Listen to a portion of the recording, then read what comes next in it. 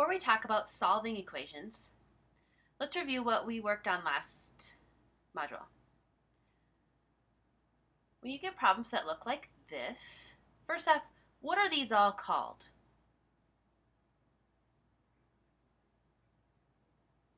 Expressions. They have no equal sign. And if there's no equal sign, you can't solve them. So what are we going to do to these? What would the directions say? They would say simplify.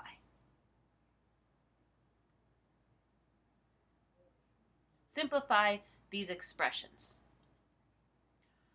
The first one, we have to use a distributive property. We have 3 multiplied by a parenthesis. Since we can't do what's in the parenthesis because there aren't any like terms there, we're going to distribute this 3.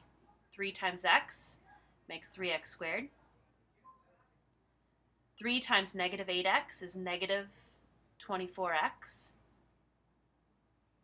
And 3 times negative 7 is negative 21. These cannot be combined anymore. There are no like terms there. So that's the answer. 3x minus 7x. We're going to split this up into terms and add together our like terms. So 3x minus 7x, think money, $3. And then you lose 7. You're now 4 in the whole, negative 4x.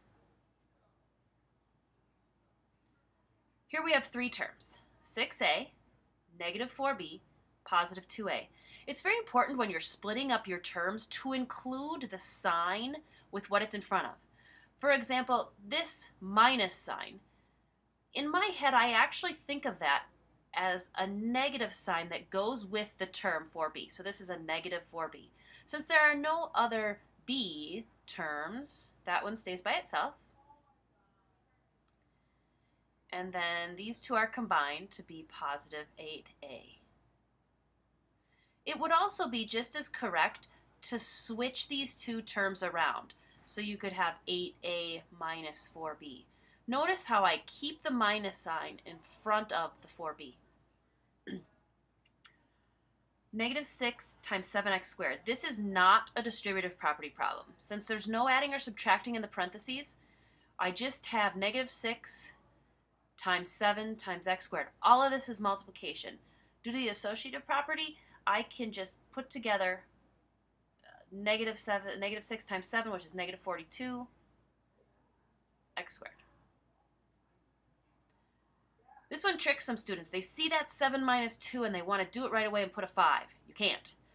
Order of operation tells us that we have to multiply before we can subtract. So we're going to take this negative 2, don't forget the negative, and distribute it. Negative 2 times 3x makes negative 6x. And negative 2 times 4 makes negative 8. Bring down your 7. Now we add like terms. Negative 6x is my only term with an x in it. Then I have a positive 7 and a negative 8. Those are my constant terms. So I'm going to combine those together. Again, think money. You win $7, you lose 8. You're now 1 in the whole. Negative 6x minus 1. And here, the 5 times the 4 makes 20x. Again, you don't use a distributive property since there's no addition or subtraction in the parentheses. Now we'll start talking about equations and how to solve equations. An equation has an equals sign. As opposed to the expressions that we've been dealing with, expressions don't have equal signs. An equation has an equal sign. It is a balance of 2 equal expressions. So when you have an equation, think of it as 2 expressions, 3 plus 7 and 10, that are equal to each other. It's like a balance. 2x minus 4 is one expression, and 6 is another expression. These 2 expressions are equal to each other. Same thing here. 7x on one side, 5x plus 2 on the other side. Those are expressions that are equal to each other. A solution of an equation. Now this is for equations that have variables in them. Like these. A solution is the number that when substituted in for the variable makes the equation true. To solve an equation, to find the solution, you find the value of that variable. So like this, 4 equals 1 minus x. Now what would x be? What would the solution look like? Well, let's see. X equals, let's see, you might think maybe 5. 1 minus 4, oh, that's negative 4, so it's not 5. Actually, it's negative 3. 1 minus negative 3. Subtracting a negative makes it an addition, so 1 plus 3 is 4. So x would equal negative 3. The goal in this section is going to be to solve algebraic equations. But first, let's learn how to check our answers. Once you have an answer, you can check to see if it's right or if it is a solution by plugging the number back into the equation and checking if it works, like this. So if you have the equation 5x minus 7 equals 12, you might be asked, is x equals 4 a solution to this equation? So all you do is evaluate that expression with the 4 in it, x is 4, the proposed solution, and see if you get 12. You should get 12. So 5 times 4 is 20. 20 minus 7 is 13, which is not equal to 12. So this is not a solution.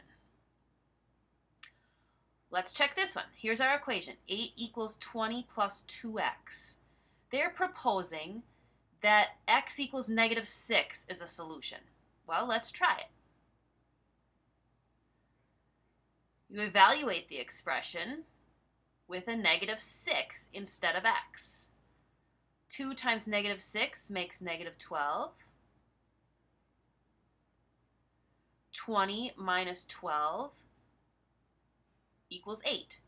So 8 equals 8. So yes, this is a solution.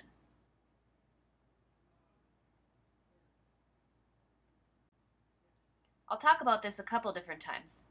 Many of the algebra problems that we are doing today can be solved easily in your head without doing the algebra steps on paper. Please do them anyway. My goal for you for this module is not just to get the right answer. It's to practice how to write the steps. I'm not teaching you the answers in this module. I'm teaching you how to write the steps so that when we get to more crazy problems, longer, more complicated problems next module, you will have the steps and how to write them understood.